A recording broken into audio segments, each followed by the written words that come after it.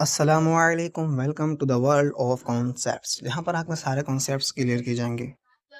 आज हम पढ़ेंगे law of conservation of momentum के बारे में कि क्या होता है। It is state that the total momentum of the system remain same if no external force acting on the body then the momentum of the system is conserved mean remain same.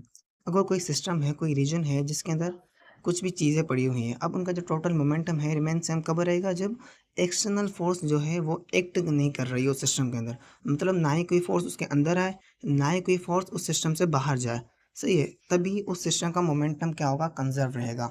ऐसे system को हम कहते हैं isolated system. क्या कहते हैं? Isolated system. अब force की अगर हम बात करें तो फोर्स का formula del p upon del t है। सही है, डेल पी क्या है? Change in momentum. अगर मोमेंटम चेंज नहीं होगा तो मतलब मोमेंटम क्या है? कंजर्व्ड है। सही है, फोर्स क्या होगी? तो फिर फोर्स जीरो होगी ऑब्वियसली। तो डेल पी क्या हो रहा है? चेंज नहीं हो रहा, तो मतलब पी क्या है? कंजर्व्ड है, कंजर्व। अब हम आगे देखें कि कंसिडर करते हैं हम। ठीक है, क्या करते हैं? कंसिडर करते हैं एग्जाम्पल के साथ समझने के लिए। तो हमने क्या किया? एग्जाम्पल लिया, हमने कंसिडर किया, सिस्टम को एक कंसिडर किया है। कौन सा? Isolated system. मतलब ना ही कोई फोर्स अंदर जाएगी, ना ही कोई फोर्स बाहर आएगी। तो उसके अंदर हमने पार्टिकल्स को कंसिडर किया है, गैस के पार्टिकल्स को, जो रेंडमली मोशन में होते हैं। तो ये जो गैस के पार्टिकल्स हैं, ये क्या करेंगे? आपस में कोलाइड करेंगे। फिर हम देखेंगे कि इनका मोमेंटम चेंज हो रहा है कि नहीं। सही है, एक गैस का पार्टिकल है, इसका मास m1 है। एक दूसरा पार्टिकल का मास m2 है। एक की वेलोसिटी u1 है, दूसरे की वेलोसिटी u2 है।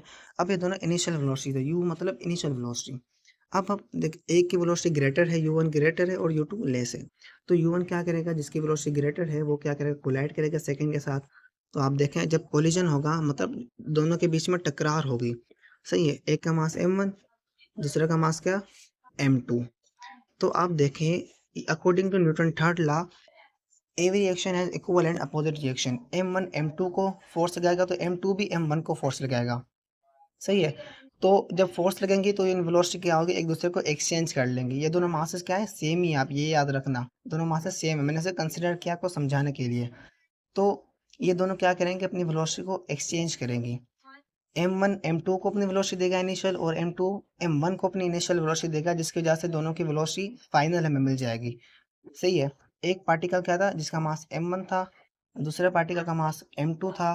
तो m1 को क्या मिली? u2 मिली इनिशियल वेलोसिटी, जिसलिए m1 की वेलोसिटी का हमने नाम दे दिया v1। v मतलब final velocity.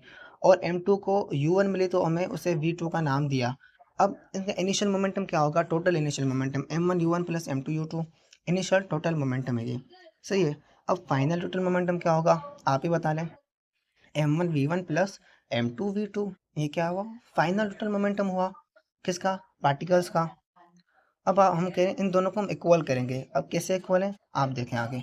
According to Newton third law, every action has equal and opposite reaction. हर एक्शन का इक्वल और अपोजिट रिएक्शन होता है।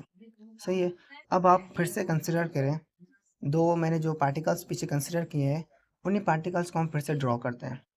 सही है, अब according to Newton third law, एक का मास m1 है, एक का मास m2 है।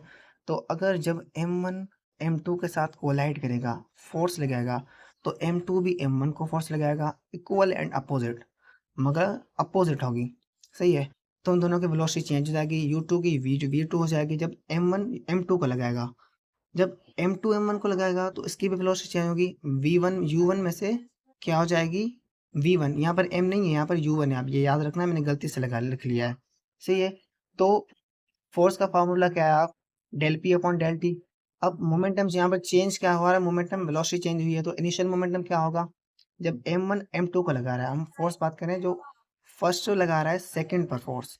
सही, f1 लग रही है 2 पर, f1 2 पर लगा रहा है, तो उसका जो चेंज इन मोमेंटम होगा m2 v2 minus m2 u2 upon delta T.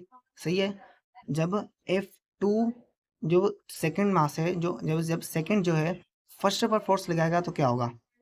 f2 लगाएगा 1 पर, मतलब सेकंड फर्स्ट पर लगा रहा है, तो उसका मोमेंटम क्या होगा? m1 v1 minus m1 u1 upon delta T, क्योंकि सेकंड फर्स्ट को चेंज करेगा, फर्स्ट सेकंड को चेंज करेगा पार्टिकल। तब न्यूटन थर्ड लॉ ने क्या कहा? Every reaction is equal and opposite reaction. तो एफ वन टू को लगा, वन टू को लगाएगा, और टू वन को लगाएगा, तो सिर्फ साइन का फर्क आएगा। तो वैल्यूज पुट करते दोनों के इनके अंदर। चलिए पुट करते हैं। ये बहुत इजी सा कॉन्सेप्ट है, बस समझने की देर है। सही है, वैल्यूज हमने क्या की पुट कर दी m1v1 minus m1u1 upon delta T, वही माइनस दी, फिर ब्रैकेट दी m2v2 minus m2u2 upon delta T.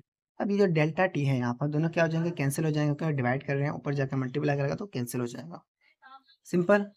अब आप क्या करें, ये जो माइनस है इसको मल्टीप्लाई कर दें, इसको पहले सिंपली लिख लें, राइट साइड को, लेफ्ट को माइनस को मल्टीप्लाई कर दें, मल्टीप्लाई किया हमने। अब मल्टीप्लाई करने के बाद आप माइनस वाले को दूसरे साइड ले जाओ और दूसरे साइड वाली माइनस को पहले साइड ले जाओ, तो दोनों प्लस की हो जाएंगी। तो आप देखें जो इनिशियल मोमेंटम था वो बराबर आ गया फाइनल मोमेंटम के। तो हम कह सकते हैं कि जो टोटल मोमेंटम होगा किसी भी सिस्टम का वो कंजर्व रहेगा। Hence the total momentum, this equation show that the total momentum of the system before and after collision is conserved, मतलब remain same. Thanks for watching. अगर आपको ये लेक्चर अच्छा लगा हो तो please like and subscribe my YouTube channel. Good bye, मिलेंगे अगले लेक्चर में। अल्लाह हाफिज़।